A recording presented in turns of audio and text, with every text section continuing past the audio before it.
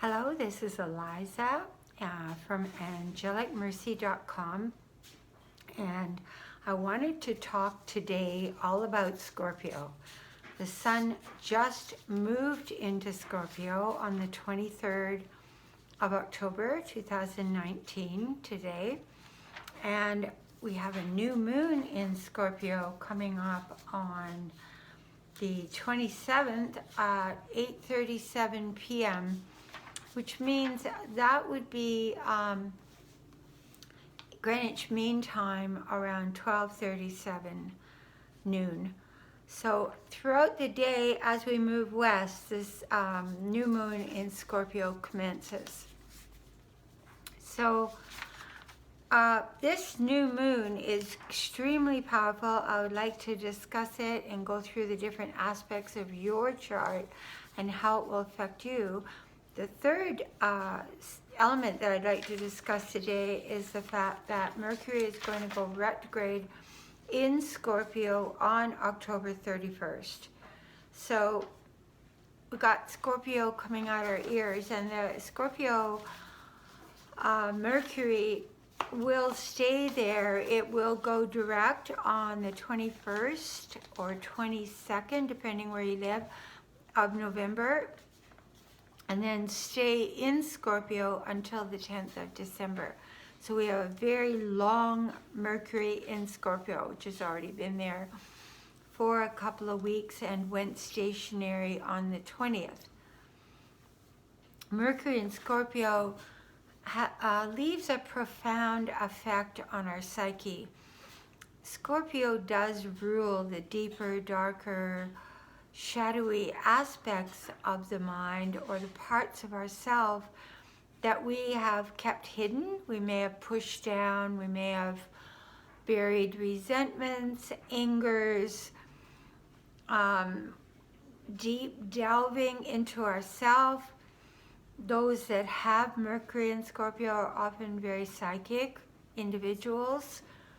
They have a capability to penetrate not only the realms of the living, but the realms of those who have passed out of form.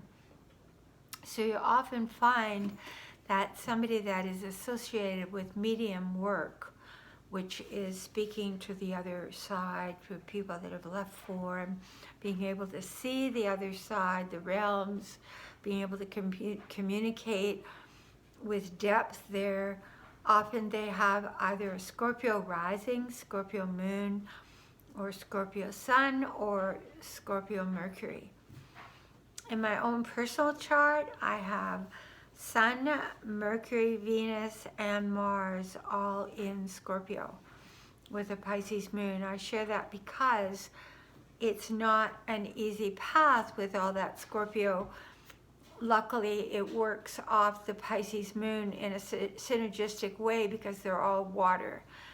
So those that are dealing with Scorpio, especially I find Scorpio rising, have very challenging lives, and their experience of life is like 5 lives within one life. And I have to say personally for myself that it feels like I've lived many lives within this one lifetime. That's a very common statement for a Scorpio to make. The other thing I'd like you to understand about Scorpio is that the world sees somebody strong, sees a great survivor, sees a capability to overcome. So wherever this Scorpio Pluto influence is in your chart, which we're going to go through today, this is where you are probably going to find in this lifetime that you've gone through challenging survival in experiences, but at the same time you've learned how to overcome, or you've become more strengthened, or had to create life anew in that aspect of your chart. So Mercury going retrograde in Scorpio, I would say that we're going to deal with a lot of hidden stuff coming up in ourselves, and it may be reflected back to us through somebody else. So we may end up projecting on others our anger or resentment or feeling victimized, when really that other person is drawing out of us a part of ourselves that we still feel wounded and vulnerable and need to work on ourselves. Mercury and Scorpio in your chart can be a time of great growth in the capabilities of communication. So you could actually work on, depending where it is in your chart, on deepening your relationship with those that have passed over, or deepening your relationship with yourself and drawing out your own shadow without self-condemnation, but with deep reflection on your own self and where you've gone wrong or where you've projected onto others and are not owning or taking responsibility for your own life and your own expression of life. I find one of the main things I've had to learn with all that Scorpio in my chart is to not speak everything I see. I see a lot, obviously, and that's my work to see a lot. That's every day, to meet new people and go to the depths of the soul with each person and what their greatest suffering is. But it's not always for me to see and then speak about it. So if, for example, somebody came to me for a reading and asked if their father was close to death, if he was going to pass on, it is an absolute ethical promise that I've made to my guides as my insights have increased and my awareness about all of life has expanded, to not predict death, nor to bring out a sense of fear in people, because what I see, what I've had to cope with in my life, what I've overcome or what I've gained wisdom over, that person might not have, in their younger years, have reached that place and they couldn't handle it. It would be too much. Plus, it's their journey. It's not for me to tell someone their whole journey. It's for me to help them grow in their awareness and their coping abilities with their journey. So the pathway of Scorpio, I often call it like the mountain perched on a butterfly. And what I mean by that is that people see the strong survivor, the powerful scorpionic energy, which can seem super intense to other people, or overwhelming or intrusive. Underneath that is a tremendous fragility in the Scorpio soul, and often that stems from great fears of abandonment. So I call Scorpio the mountain perched on the butterfly, because most people do not see or recognize the butterfly. They just look at that person and think, well, she's strong or he's strong. They can get through anything, and they're not as inclined to sensitively feel the suffering, because the Scorpio sometimes has a false pride and does not wish to expose their vulnerability. Or they're just private. It's a very private sign. So they have, and a sign that does not easily trust others. So I bring all this up to weave it back in with the Mercury in Scorpio, because these might be all the issues that you look at. Trust issues, you might be looking at your trust issues with other people. You might be looking at your, hi sweetie. You might be looking at how you feel like when you get in relationship, you get frightened. Is that person going to abandon me? And you start getting either demanding and analytical and sabotaging. Is often a Scorpio trait. So I will leave that person before they leave me. So I will find 100 reasons why I'm going to leave them. The other thing is they have tremendous capabilities to survive. So one of the things that they really have to learn is, and this is where this is in your chart, this would apply to you, so we're going to go to that spot and discuss it, is because they can survive, they forget that the divine source and energy of the beloved chi of all of life is what is holding us up. And that if we can learn to get out of our ego and to not feel it's all on our shoulders, which often Scorpio does feel that way, then the faith aspect comes in, and they learn to draw on their inner faith and to release and to surrender and to let go. And believe me, I've been hit up beside the head many, many times before I finally really got on my knees and said, I just can't do this. I don't know how to get through this. You do it. You take it.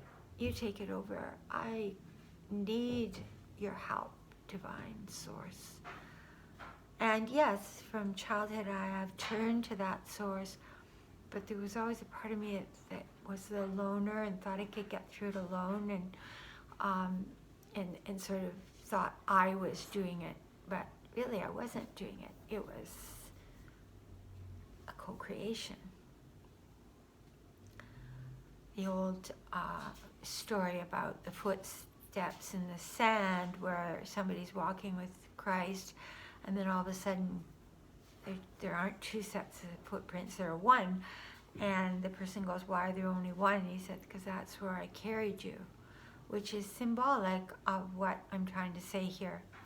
So I'm looking at this new moon in Scorpio. It's at 4.5 degrees Scorpio, and it is opposing Uranus. So this is a really breaking things wide apart. Let's start a new existence. Let's resurrect ourselves. Let's crack through our tendencies of holding tight to what we believe in. Let's become more flexible.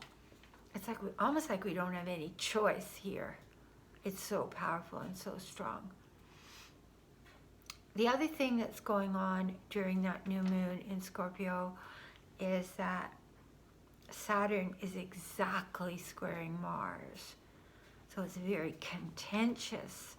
Mars being in Libra, it's kind of, it's seeking justice, it's seeking balance, it's seeking how, it's not the strongest Mars in the world. It's kind of wiggling and trying to go this side of the teeter-totter, that side of the teeter-totter. How do I keep it in balance? And Saturn in Capricorn is again pushing at the internal structures of the ego and saying, we got to break apart this crystallized way that you've lived up to this moment. So I'm going to start now with, if you don't know your rising sign, I'm going to start with the sign of Aries. The sign of Aries is dealing with, or Aries rising, is going to deal with Scorpio energies in the 8th house of Scorpio.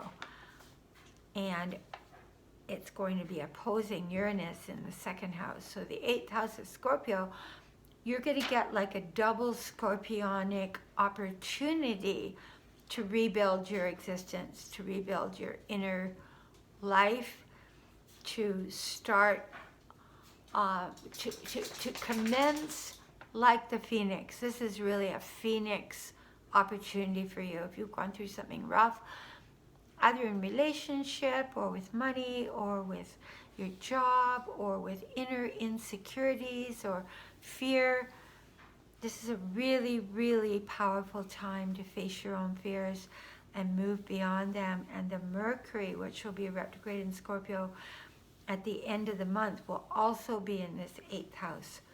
So it may be a time that you're dealing with the death to your own way of life and looking to the new way of living. Or it could be a new way of communicating with others, or it could be that you become very reclusive and want to be silent for a few weeks. Don't really want to be the usual Aries out and about person. It's definitely a time of profound inner reflection. And because it's in the 8th house, which rules birth and death, you could experience the communication with somebody from the other side. So if you have somebody in your family you would like to connect with, it would be a great time to put out a candle and a little note saying, I'd really like to connect with you at 5 o'clock on Friday. Allow them time to get energy going, light the candle, and watch the candle, and ask the candle for direction as to what is yes and what is no. And that is a powerful, powerful new moon and Mercury in Scorpio for you. It's making you look at your values too. What are your values? Are you living by your values? Moving on to the house of Taurus or Taurus rising. All of this Scorpio is lighting up the house of the inner shadow, inner enemies, so to speak, which is ourself. It's also lighting up the house, the same house rules, partnerships, marriage, long-term connections with people. And with the Uranus in that first house has been waking you up and cracking you open and saying, come on, what's going on? Let's get things moving. Let's look at ourselves. Let's revise how we look. Let's stop being too stubborn. Let's stop being too set in our ways. Time to wake up. And then with all the Scorpio opposing it, what is it about you inside that you don't want others to see, that may be coming out through a reflection in your mate? And I would say at this time, with that new moon in Scorpio, with Venus in Scorpio in there right now, and Mercury retrograde in Scorpio at the end of the month for 3 weeks, this is not a good time to get in a fight with your partner. It's going to feel intense. It would be a good time to have therapy with your partner. It would be a good time to discuss the deeper issues that both of you have been experiencing about each other, and what way you could help that relationship, make it more grounded or make it sweeter or kinder. Taurus rising to the world appears like a secure, strong individual, but underneath it all they have their shadow side of Scorpio hidden. And Scorpio's already quite hidden, ruling the occult, which means hidden knowledge. So there's a part of you that you think people don't see, but they feel it. They feel that inner intensity from you, even though they may see the solid Taurus rising, the person that's providing strength and solidity. Underneath it all, they may feel, why do I feel uncomfortable with that person? Or why am I feeling they don't like me, or their intensity is coming at me and maybe I'm misinterpreting it? That is all that Scorpio in the 7th house. And the Mercury in there gives you a great opportunity to voice your feelings without being attacking in any way. Just gentle. How to be more gentle to yourself, most of all. Okay, so if we move up to the 3rd house of Gemini, we see that that new moon in Scorpio is sitting in the 6th house of health, healing, daily regimes, getting ourselves back on track with how we set our life up.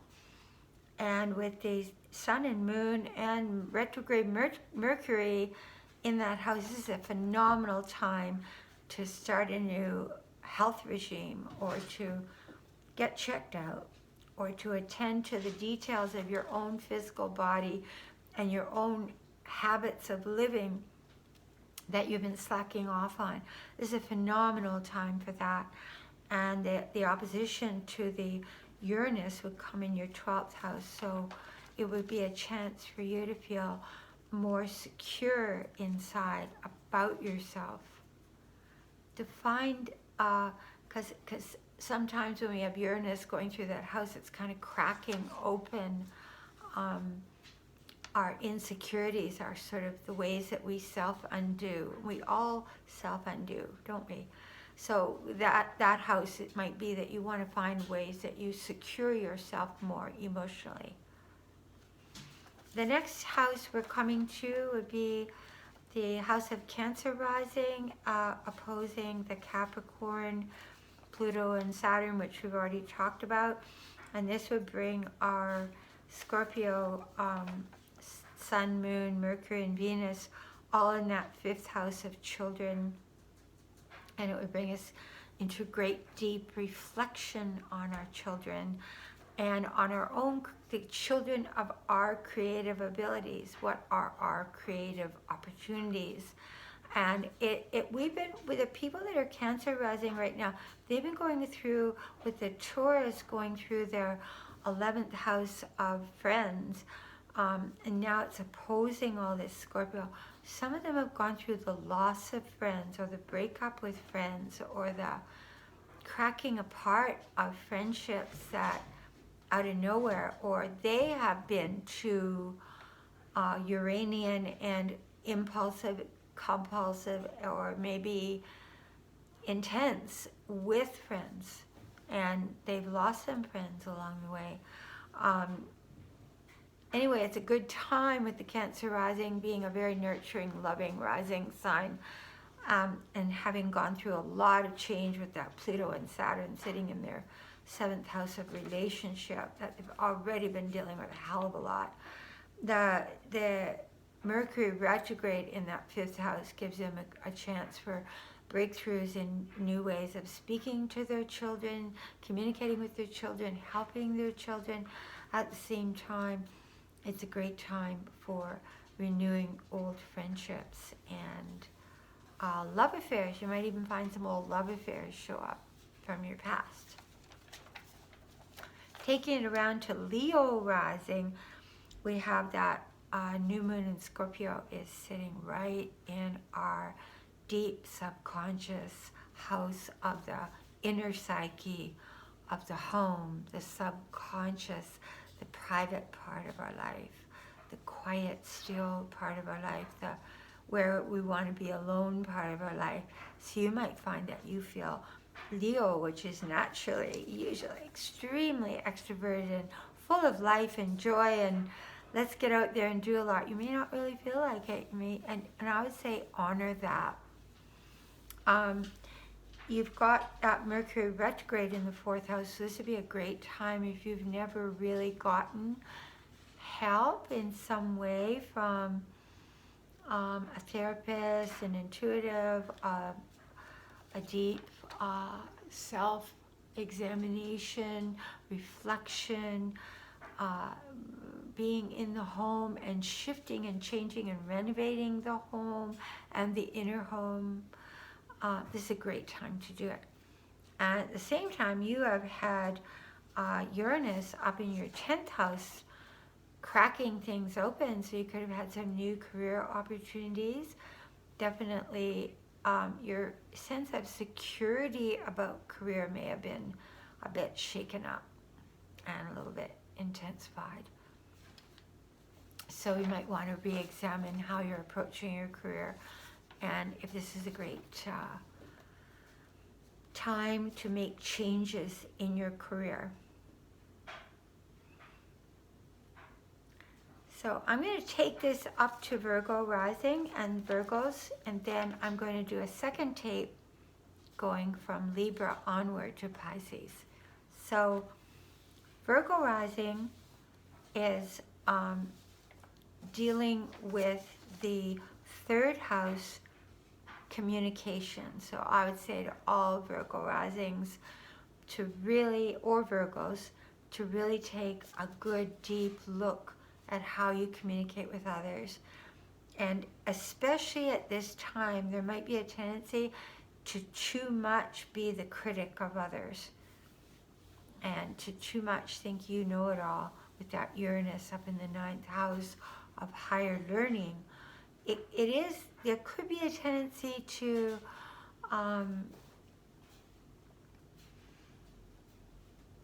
be a bit scathing or not say something but send out all the intensity of the world of what you're really thinking.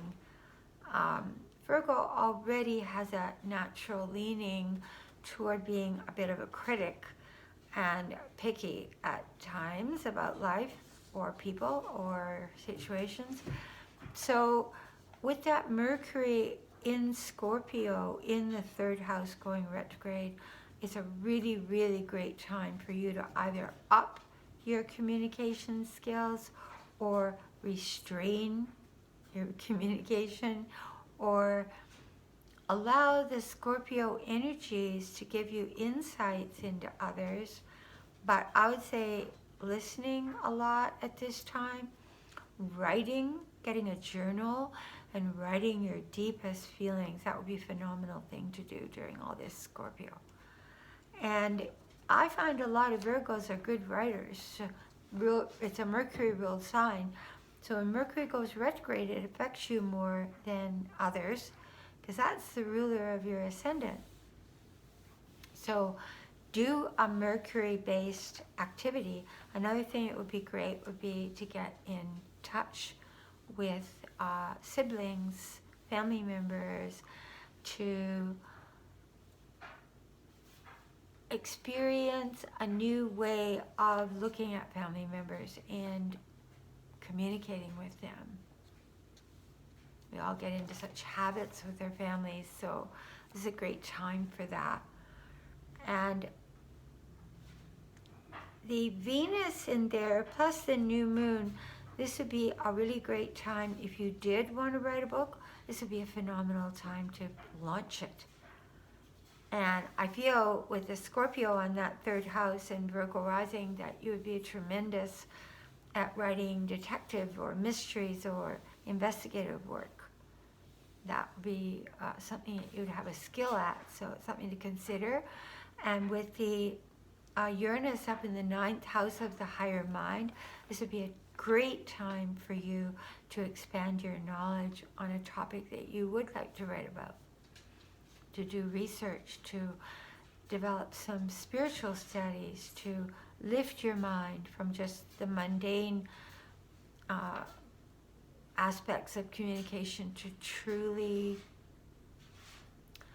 going into the depth of what communication can really be with another person and really learning at a deep, deep level and mastering. I'm going to end there.